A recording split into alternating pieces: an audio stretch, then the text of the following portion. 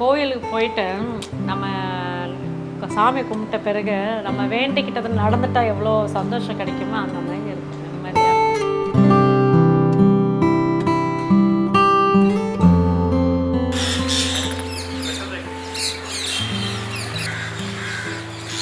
இப்போ எல்லாரும் நல்லா சம்பாதிக்கிறாங்க, ஒரு பரிகாரம் பண்ணுறாங்க, இதெல்லாம் பண்ணும்போது அதை புண்ணியமாக நினைக்கிறாங்க. உங்களை பொறுத்த வரைக்கும் எது புண்ணியம்னு நினைக்கிறீங்க சார்? புண்ணியன்றது ஜீவ காருண்யம் வள்ளலா சொல்லியிருக்கிறார். தர்மம் தான் சார்.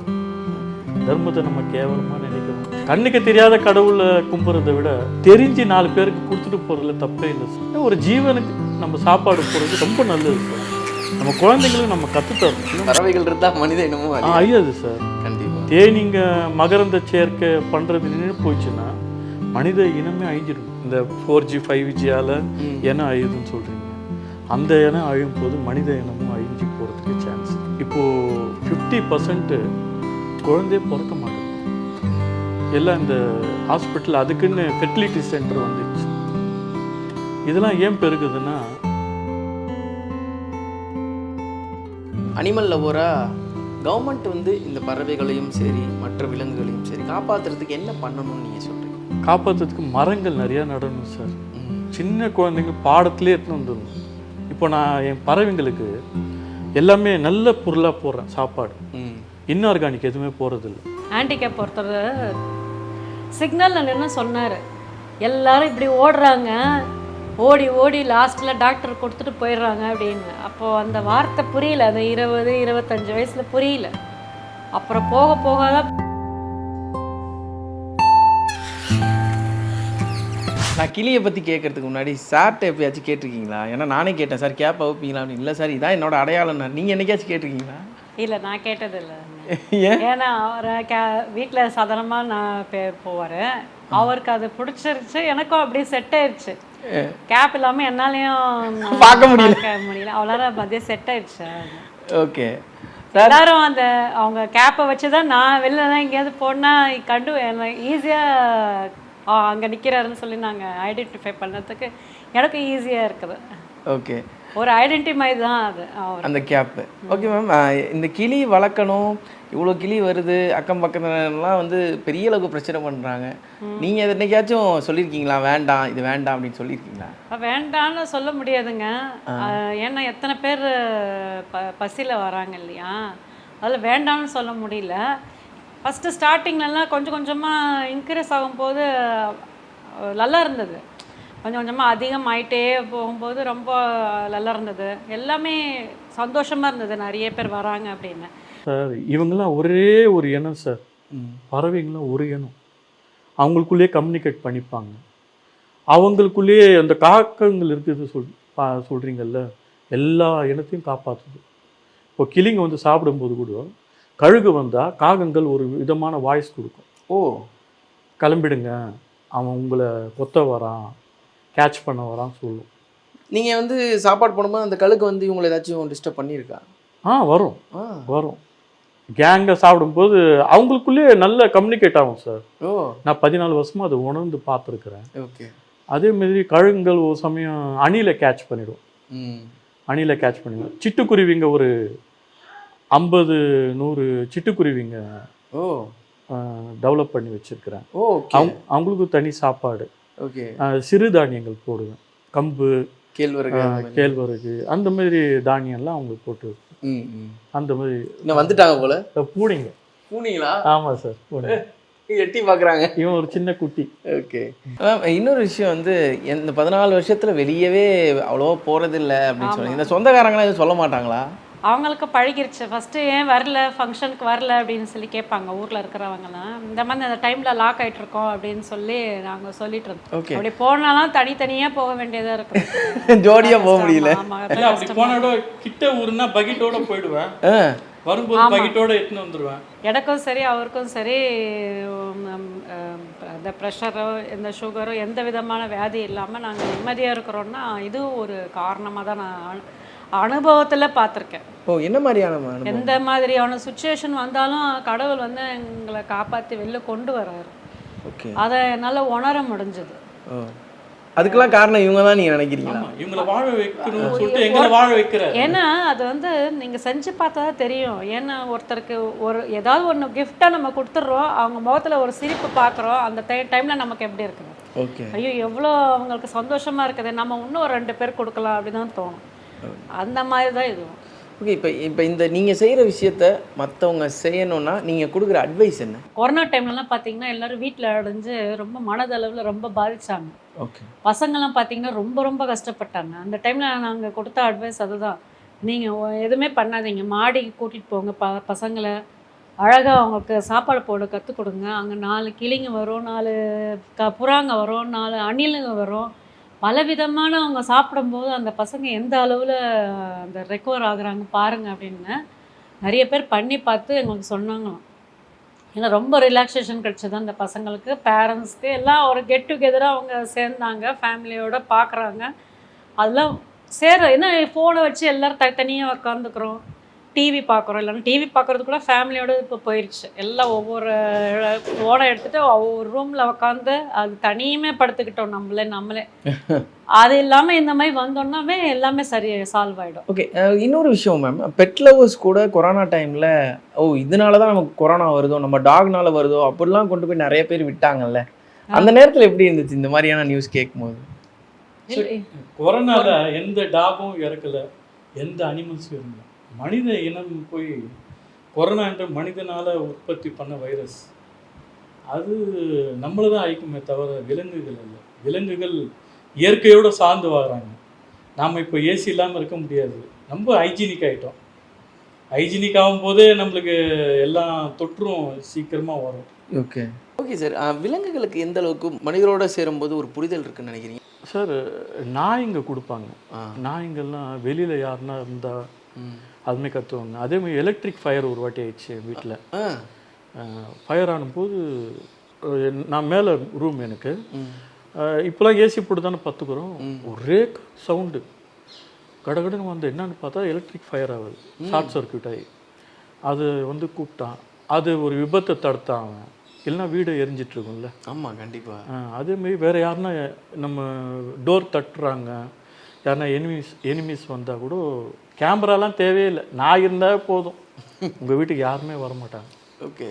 இருந்தாலும் கூட வரமாட்டாங்க, பார்த்துங்களேன். அது மாதிரி. ஆமாம் மிச்சமாயிடும் பணம் நம்மளுக்கு. Okay sir. இப்போ எல்லாரும் நல்லா சம்பாதிக்கிறாங்க, எல்லாருமே பண்ணுறாங்க, ஒரு பரிகாரம் பண்ணுறாங்க, இதெல்லாம் பண்ணும்போது அதை புண்ணியமாக நினைக்கிறாங்க. உங்களை பொறுத்த வரைக்கும் எது புண்ணியம்னு நினைக்கிறீங்க சார்? புண்ணியன்றது கண்ணுக்கு எதிர்க்க நம்ம ஃபுல்ஃபில் பண்ணுறோம் பார்த்தீங்களா, வயிறு ஒரு ஜீவராசி, ஜீவகாருண்யம் வள்ளலா சொல்லியிருக்கிறார். ஜீவகாருண்யம்னா என்னன்னா, ஒரு ஜீவராசிக்கு நம்ம சாப்பாடு காரியம் பண்ணுறது ஜீவகாருண்யம். அந்த சாப்பாடு கொடுத்தாவே வயிறு நிரம்பும் போது அவங்க நம்மளை வாழ்த்துட்டு போகிறாங்க. ஓகே, நல்லா இருக்கணும், மனசார சாப்பிட்டு போதுண்டா சாமி, வயிறு நிரம்பிச்சின்னு ஒரு அவங்களுக்கு திருப்தி கிடைக்கும் போது நீங்கள் அந்த இடத்துல ஃபுல்ஃபில் ஆகுறீங்க. அவங்களும் வாழ்வாங்க, உங்கள் ஜென்ரேஷனும் வாழும். ஓகே. உங்களுக்கு வந்து பெரிய பெரிய விபத்துக்கள்லாம் ஒன்றுமே இல்லாமல் ஆகிடும். ஏன்னா எவ்வளோ விபத்துக்கள்லாம் இன்னைக்கு தடைப்பட்டிருக்குதுன்னா அவங்க அவங்க ஒரு வாழ்த்து. ஏதாச்சும் ஒன்று சொல்லுங்களேன் சார். நான் நிறைய கண்டம் பார்த்துருக்கேன் சார். அந்த கண்டத்துலாம் தப்பிச்சு வந்திருக்கிறேன். என் மனசுக்கு தெரியும் இவங்க தான் என்னை காப்பாற்றிருப்பாங்கன்னு. ஓகே. தர்மம் தான் சார். தர்மத்தை நம்ம கேவலமாக நினைக்கிறோம். கர்மா, நம்ம கர்மா முற்பிறவியில் செஞ்ச பாவங்கள் தெரியாமல் நம்ம ஏதோ வினை செஞ்சுருப்போம். இந்த கர்மாவை அழிக்கணும்னா தர்மம் மட்டும்தான் சார். தர்மம் பண்ணுறது தான் சார். கண்டிப்பாக இது பண்ண கண்ணுக்கு தெரியாத கடவுளை கும்புறதை விட தெரிஞ்சு 4 பேருக்கு கொடுத்துட்டு போகிறதுல தப்பே இல்லை சார். ஒவ்வொரு நாளும் இதை நம்ம செய்கிறோம் அப்படிங்கும்போது ஒவ்வொரு நாளும் உங்கள் மனசுக்குள்ளே தோன்ற விஷயம் என்ன? நம்ம முன்னோர்கள் தான் அப்படிங்கிற மாதிரி ஏதாச்சும் ஒன்று தோணியிருக்கா? ஆமாம் சார். நிறைய பேர் இந்த கொரோனா டைமில் எனக்கு தெரிஞ்சு சின்ன சின்ன வயசுலாம் இறந்துட்டவங்கலாம் ஒரு கிளிங்களாக வர்ற மாதிரி எனக்கு நான் தோணுவேன். என் பக்கத்து வீட்டு பையனை ஒன்றும் ஒரு குழந்தைய அவன் வண்டியில் உட்கார வச்சு அந்த குழந்தை விழும்போது இவன் அந்த குழந்தை பிடிக்க போய் வண்டிக்காரன் ஆட்டோக்காரன் தலையில் வச்சுட்டான். அவனும் உயிர் இருந்துட்டான். அவன் கூட நான் அவனை நினச்சி கூட நான் அவனை சாப்பாடு போடுவேன் அந்த கிளிக்கு. அவன் நல்லா இருக்கணும், அடுத்த பிறவி நல்லா பிறக்கணும். ஏன்னா நம்ம பார்த்து வளர்ந்த குழந்தை. ஆமாம். அந்த மாதிரி ஒவ்வொருத்தரையும் நான் இறந்தவங்களை கூட நான் ஒரு கிளியாக கூட நான் பார்க்குறேன். பார்க்குறீங்க. அவங்களாம் வந்து சாப்பிட்ற மாதிரி நான் நினச்சிக்கிறேன் மனசில். ஒரு ஜீவனுக்கு நம்ம சாப்பாடு போடுறது ரொம்ப நல்லது சார். நம்ம குழந்தைங்களுக்கு நம்ம கற்றுத்தரணும். இதெல்லாம் கற்றுக்குத்து தான் இந்த ஜீவனும் வாழும், நம்மளும் வாழ்வோம், மனித இனம் அழியாது. இதெல்லாம் பறவைகள் இருந்தால் மனித இனமும் அழியாது சார். கண்டிப்பாக. தேனீங்க மகரந்த சேர்க்கை பண்ணுறது நின்று போயிடுச்சுன்னா மனித இனமே அழிஞ்சிடுமா? அந்த மாதிரி தான் சார் ஒவ்வொரு இனமும் நம்ம காப்பாற்றுறது நம்ம மனிதன் ஒரு கடமை. மனிதர்கள் காப்பாற்றும். ஏன் சரி எமோஷன் ஆகிட்டீங்க? இல்லை அது என்ன பண்ணுறது சார், நான் எத்தனையோ பேர்கிட்ட சொல்லிட்டேன், அது யாரும் கேர் பண்ண மாட்டேன்றாங்க. மனசு அது ஒரு மனசு கலங்குது இல்லை, மனசு கலங்கி போகுது. இந்த குளோபல் வார்மிங் இதெல்லாம் இந்த அனலை நான் பார்த்ததே இல்லை சார். இவ்வளோ அனல்லாம் ஏசி இல்லாமல் என்ன தெரியாது. நீங்கள் இது வேறு விஷயம் சொல்கிறீங்க. ஏதாச்சும் ஒரு டெய்லி வர கிளி கூட்டத்தில் ஏதாச்சும் ஒரு கிளி தவறி போயிருக்கா? தவறு இருக்குது. அதேமாரி இந்த மாஞ்சா நூலில் மாட்டிப்பாங்க. இந்த பசங்க கைட்டு விடும்போது அந்த மாஞ்சா நூலில் கழுத்தில் சிக்கிக்கும். அதெல்லாம் நான் காப்பாற்றிருக்கிறேன். ஒருத்தர் கல்லத்தை அடிச்சிட்ருப்பாங்க, அது இங்கே வந்து ஊந்து இறந்துட்டுருக்கும். அன்றைக்கெல்லாம் எப்படி இருக்கும் சாப்பாடு போட்டாலும்? ஆமாம் சார், கவலையாக தான் இருக்கும். என்ன பண்ணுறது, நம்ம இதெல்லாம் பார்க்கும்போது இதுவும் கடந்து போய் தான் ஆகணும். நம்ம நல்லது பார்க்கும்போது கெட்டதும் பார்த்து தான் ஆகணும். முதல்ல 20 கூடுங்க இருந்தது. குருவி கூடுங்க, சிட்டுக்குருவிங்க அழகாக வந்து தங்குவாங்க. ஓகே. அதுக்குன்னு பேட்டர்ன் மாதிரி கட் பண்ணி வச்சிருக்கிறாங்க. டிசைன் பண்ணி வச்சுக்கிறாங்க அந்த சைஸுக்கு. ஆமாம், டிசைன் அதுக்கு அந்த அந்த வீடுக்கே டிசைன் பண்ணிக்கிறாங்க. ஆமாம், பார்த்தாலே தெரியும். ஒரு ரவுண்டு போட்டு விட்டா ஈஸியாக முடிஞ்சிடும். ஆனால் டிசைன் பண்ணியிருக்காங்க. ஆமாம், அப்படின்னா எவ்வளோ கலைநயமாக வாய்ந்திருக்காங்க பாருங்க நம்ம பெரியவங்கலாம். அவங்களுக்கு நம்ம மதிப்பு கொடுக்கணும்னா இந்த உயிரினத்தில் வாழ வைக்கணும். சரி, இப்போ நீங்கள் இவ்வளோ சொல்கிறீங்க, மனிதர்கள் யூஸ் பண்ணுற மொபைல் சிக்னல் மூலமாக சிட்டுக்குருவி அறியுதுலாம் சொல்கிறாங்க. இதை நீங்கள் எந்த அளவுக்கு நம்புறீங்க? இந்த நீங்கள் சொல்கிறீங்க வேவ்ஸால், இந்த 4G 5Gயால் இனம் அழியுதுன்னு சொல்கிறீங்க. அந்த இனம் அழியும் போது மனித இனமும் அழிஞ்சு போகிறதுக்கு சான்ஸ் இருக்குது. ஒரு உதாரணத்துக்கு சொல்லணுன்னா, இப்போது 50% குழந்தையே பிறக்க மாட்டேங்குது. எல்லாம் இந்த ஹாஸ்பிட்டல் அதுக்குன்னு ஃபெர்டிலிட்டி சென்டர் வந்துச்சு. இதெல்லாம் ஏன் பெருகுதுன்னா இந்த வேவ்ஸால் கூட இருக்கலாம். நம்ம இனம் அழியும் போது அவங்க இனமும் அழிஞ்சு போகிறதுக்கு சான்ஸ் இருக்குது. ஒரு ஒரு அனிமல் லவராக கவர்மெண்ட் வந்து இந்த பறவைகளையும் சரி மற்ற விலங்குகளையும் சரி காப்பாற்றுறதுக்கு என்ன பண்ணணும்னு நீங்கள் சொல்கிறீங்க? காப்பாற்றுறதுக்கு மரங்கள் நிறையா நடணும் சார். சின்ன குழந்தைங்க பாடத்துலேயே எடுத்துன்னு வந்துடணும். மரங்களோட மகத்துவம், முக்கியத்துவம், அந்த ஆர்கானிக். இப்போ நான் என் பறவைங்களுக்கு எல்லாமே நல்ல பொருளாக போடுறேன் சாப்பாடு. இன்ஆர்கானிக் எதுவுமே போகிறதில்ல. அவங்களுக்குன்னு தனிப்பட்ட வேர்க்கடலை வாங்கின்னு வரேன், காஸ்ட்லியான வேர்க்கடலை. அரிசி கூட நல்ல அரிசியாக நல்லா கழுவிட்டு அவங்களுக்கு என்ன வேணுமோ அந்த மாதிரி பக்குவமாக. அதேமாரி நம்ம சீசன் ஃப்ரூட்ஸ், கெமிக்கல் இல்லாதது நல்ல ஃப்ரூட்ஸ், கொய்யா, மாம்பழங்கள் அதெல்லாம் கட் பண்ணி வைப்பேன். இதெல்லாம் நம்ம குழந்தைங்களுக்கு என்ன சொல்லித்தரணும்னா, இதெல்லாம் ஆர்கானிக், இன்ஆர்கானிக், கெமிக்கல் இல்லாமல் ஃபுட்டு சாப்பிட்ணும். நம்ம இனம் அழியக்கூடாதுன்னா இதெல்லாம் நம்ம அவங்களுக்கு மஸ்ட்டாக சொல்லித்தரணும். இவங்க இல்லைன்னா எப்படி மேம் இருக்கும்? இல்லைன்னா கூட வீடு வெறிச்சோடி இருக்கும், அந்த சவுண்டே இருக்கணும். மனிதர்களை விட இந்த விலங்குகள் எந்த அளவுக்கு நம்ம கூட அட்டாச் ஆகும்னு நினைக்கிறீங்க மேடம்? அவங்க வந்து ரொம்ப உரிமை எடுத்துப்பாங்க. அவங்க கொஞ்சம் இடத்த கொடுத்தா அவங்க நம்ம இதான் நம்ம வீடு சொல்லி அவங்க ஃபுல்லாக பிடிச்சிப்பாங்க. அந்த மாதிரி அவங்க பசங்களை விட அதிகமாக ஆக்குப்பை பண்ணிப்பாங்க அவங்க. ஓகே. எமோஷ்னலாக ஏதாச்சும் ஒரு விஷயம் இவங்களோட கனெக்ட் ஆச்சுன்னா என்ன விஷயம் சொல்லுவீங்க? எங்கள் நாய் தாங்க. நாங்கள் ஒரு லக்கின்னு ஒரு நாயை வளர்த்துட்டு இருந்தோம். அவன் தான் ஃபஸ்ட்டு அந்த பெட் அனிமல்னு எங்கள் வீட்டுக்குள்ளே கால் வச்சது. அதுக்கு முன்னாடிலாம் பெட் அனிமல்ஸ், பெட் லவர்ஸ்லாம் கிடையாது. வந்த பிறகு தான் கிளிங்க எல்லாம் வர ஆரம்பிச்சது. எல்லாமே அவர் வீட்டோட ஆள் மாதிரியே இருந்துட்டான் அப்படியே. அந்த வயசாயிடுச்சு, ஒரு 11 வயசு 12 வயசு ஆகவே அவள் உடம்பு சரியாமல் இருந்துட்டாள். அது வந்து எங்களை ரொம்ப பாதிச்சிருச்சு எல்லாரையும். ஓகே. அதுக்கப்புறம் இவங்க வந்ததுக்கப்புறம் சந்தோஷமாயிட்டீங்களோ? இல்லை இப்போதான் இறந்தேன் ஒரு வருஷம் கிளிங்களோட தான். கூட வாழ்வான். ஆமா, கிளிங்களுக்கு சாப்பாடு போடும்போது சாப்பாடு அவன் வருவான், மேலே வருவான். எல்லாம் இப்போதான் இறந்தேன், ஒரு வருஷத்தை 2 வருஷம் முன்னாடி 2 தான். வருஷத்துக்கு முன்னாடி 14 வருஷத்துக்கு முன்னாடி வரைக்கும் இது மாதிரியான ஒரு நபராக பார்த்துருக்க மாட்டீங்க, ஒரு பெட் லவராக, ஒரு கிளிகளுக்கு சாப்பாடு போடுறவரா. அதுக்கப்புறம் உங்களுக்கு பழக எவ்வளோ நாட்கள் எடுத்துக்கிச்சு? இன்னொரு விஷயம், இதனால என்ன மாதிரியான பிரச்சனைகளை சார் ஃபேஸ் பண்ணாங்க? ஃபஸ்ட்டு அவர் வந்து இந்த சேஞ்ச் ஃபஸ்ட்டு ஸ்டார்டிங்லேருந்து அவர் கொஞ்சம் இறக்க குழந்தான். அப்புறம் பெட்டில் வர ஆக ஆக அவர் கூட நானும் தானே இருந்தேன், அதனால் ஒன்றா தான் அது ஆகிட்டு இருந்தது. போக போக அதிகமாக தான் பல இடங்கள்லேருந்து நிறைய பிரச்சனைங்க வர ஆரம்பிச்சிச்சு.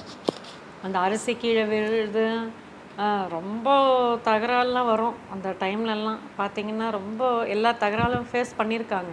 இன்னொரு விஷயம் வந்து எந்த அளவுக்கு ஒரு மன நிம்மதி கிடைக்குது மேடம்? மன அமைதி, மன நிம்மதி வந்து கோயிலுக்கு போயிட்டு நம்ம சாமி கும்பிட்ட பிறகு நம்ம வேண்டிக்கிட்டது நடந்துட்டா எவ்வளோ சந்தோஷம் கிடைக்குமோ அந்த மாதிரி இருக்கும், நிம்மதியாக இருக்கும். ஓகே. எந்த விதமான இதுவும் சஞ்சலமும் இருக்காது. இதை பண்ணலையோ அது பண்ணலையோ அந்த மாதிரி குழப்பம்லாம் எதுவுமே இல்லாமல் அமைதியாக இருக்கும் மனசை. இதுதான் வாழ்க்கைன்னு புரியும். ஆமாம், திருப்தி கிடைக்கும்.